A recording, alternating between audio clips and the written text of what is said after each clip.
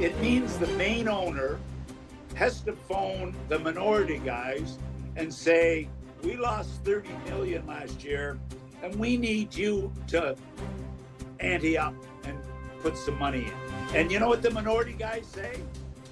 You're joking. Mm-hmm. You're joking. We have to dig in our pockets and put more cash in after what we had to put in to buy this franchise, and they're not happy. But they still have to do it.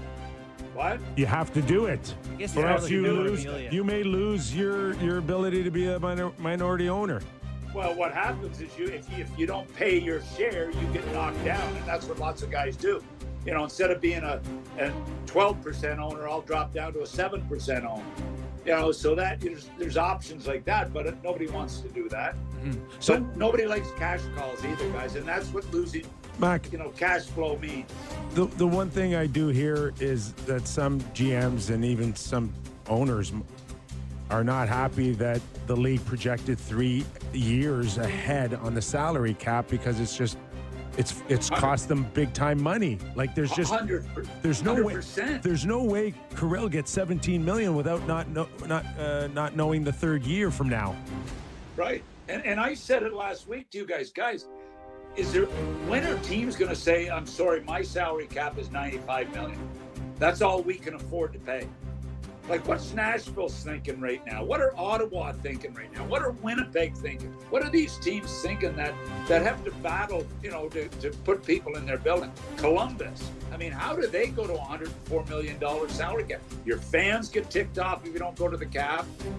But, I mean, you've got to run it like a business. And if you're not making cash flow, I don't know how you spend $104 million on players. I don't know. What are you gonna, instead of giving the scouts the $70 a day meal money, knock them down? That'll be the next thing that'll happen. They'll knock the scouts down where they have to bring sandwiches on the road. Jesus, man. Next week we need you to come on with a patch, Bet365, a patch on your shirt next week. That's how the league's gonna make up money. More patches, more stickers on helmets. Like they're gonna have to find different ways to create revenue. If I'm gonna watch the Leafs play like that last night, they better take the milk one off and put a booze sticker on it, because I can't watch that if that's milk. They played like a lot of them played like they were bags of milk. So put a different sticker on. Put a booze sticker on there. Put a bourbon or something on there, and it might make me feel a little better. Oh God, I don't know where to go from there. I don't either. Anyway, I think we're good. I played golf today. I was worried I was going to miss the show. I phoned Sammy, an emergency call to Sammy about missing, not being finished in time. But we scrambled and we got through it. How'd you hit it? I broke my damn sand wedge today. Over your knee? Well, after the third time of trying to get out of the trap, I finally threw it out of the trap, and then I threw my sand trap, and it hit a damn washing machine thing and snapped in two. So, I mean, I was so mad about the way the Leafs played last night, I couldn't focus on my golf game. Much for the sandwich. No. I know, Jill. Just a minute. I know, Jill. I'm an idiot. I apologize. Listen, you're rounding up. We've had you already on twice. The season hasn't even started, and you've had a good training camp. Okay. Yeah. You're ready to go. I'm the Stolars of this show. Well, you're pal. the only one that showed up for this segment. No, you guys were good. All right. Mac, thanks for doing this as always, my friend. Hey, guys, thanks a lot for having me. Yes. Thank Doug you very McLean, much, everybody. Mac. Appreciate it. Former NHL president, GM, head coach. And I don't know what else he's doing. I think he's writing another book. Which is just horrible for us. Well, I was say I've got an extra wedge. I should get out to Doug somehow. Yeah. You righty? Do you know? Doug a righty or a lefty? Strikes me as a lefty. I think he's righty. Is he? Yeah. He's definitely listening, so. All right, Doug, I got a wedge for you, pal. Oh, he did hung up. Okay. Waiver wire. Yeah. So surprising. We got a lot of names on there. Only one I knew. There are a lot of not exciting names. I can read them to you if you want. Well, just give me names familiar with. Well, David Kampf got waived. Okay. Any other significant names off any Canadian team? Let me see here. I'm Okay. curious if Well, Camp gets Niels claimed. Niels Ahman and Vancouver. Who else? Camp makes $2.4 million this year and next. With another year. 30 years old. He's a good centerman. Okay, but news came down today that Scott Laughton will be out. What the Leafs, I think, described as week to week with the lower body. We covered the game. Yeah. Everybody could see a puck hit his ankle, or that area, the foot area. So, if we sat here and speculated that he broke his foot, I don't think it would be a huge stretch. Right. So, if we forecast or project a possibility of 4 to 6 weeks, why put Camp on waivers?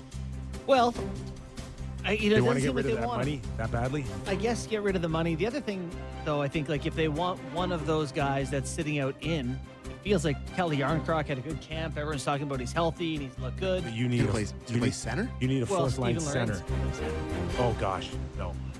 He's played center in the league. No. Well, then. I don't think he's ever proven that he could play center for a long period of time. So that's why this is so weird. Like, you're going through the names of lists of people, and for the guy that, Well, then it's Domi going down, Play center? playing 3C and or Wah, whichever. I mean, they're third and Or fourth lines. they're Are kinda so interchangeable. convinced that Camp will not be claimed that they think it's a safe bet. And if by chance he does get claimed, I think it's a win-win because they can lose the $2.4 million.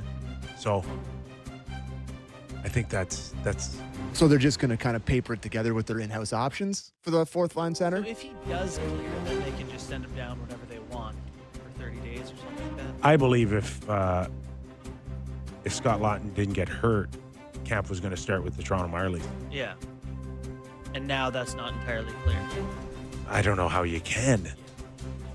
Right? This Uh, is what depth is all about. But if if the depth is too expensive, then I think there might be a small window. But I don't see anybody claiming David Camp.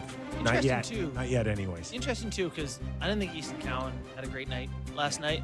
I was glad you brought this up. Yeah. Like, are they like, are the Leafs allowed to start a guy that's overqualified for the Marlies and let him play there for a couple months and then have him be part of the playoff run, like like teams have done with? Yeah. It's happened a million times. Totally. Like Take Dallas that has sort done of, a bunch of that. Like, intermediate yeah, step. like I just kind of watched that game last night. There's a couple plays where he just looks like a young man out there. Yeah. Overpowered physically. Like, it's exciting to have him on the team. If he makes it, it's new blood. It's something different. I understand all it from a fan's perspective, but from like an actual team development, I don't know if it's the smartest thing. On our I don't. broadcasts for the Leaf preseason, I had said for 6 or 8 minutes potentially I want Pizzetta. And I know you've been a fan. Yep. So, like, I'm with you. I would him- like to put him there see- on the wing. Yeah, I wouldn't say there's been a moment in an exhibition game. They've been watching them in practice, but I haven't seen anything in an exhibition game where I'm like, there it is. That's what I was hoping for. It hasn't happened yet. With Cowan? No, Oh, Pizzetta. Pizzetta. Yeah. So I agree, though, that Pizzetta he's played 200 games in the NHL. But you signed him. Yeah. You made a commitment. 2-year deal, 200 games in the league. He can do it. Yeah. Maybe that lets Cowan get a month or two under his belt. But I do get the impression they want to keep Cowan. As much as we're saying this, I get the impression the Leafs want to keep Cowan. And how frustrated is Nick Robertson right now because it's just he cannot get off this treadmill of not being able to find a spot. This is pathetic. This is how much I think about sports, but I had a dream last night that he got traded to the Minnesota Wild. So maybe it's because we had Billy Guerin on the show this week. Maybe I'm thinking about it, but I feel like it's imminent. Yeah. Like him to somewhere for a 4th round pick feels imminent to me.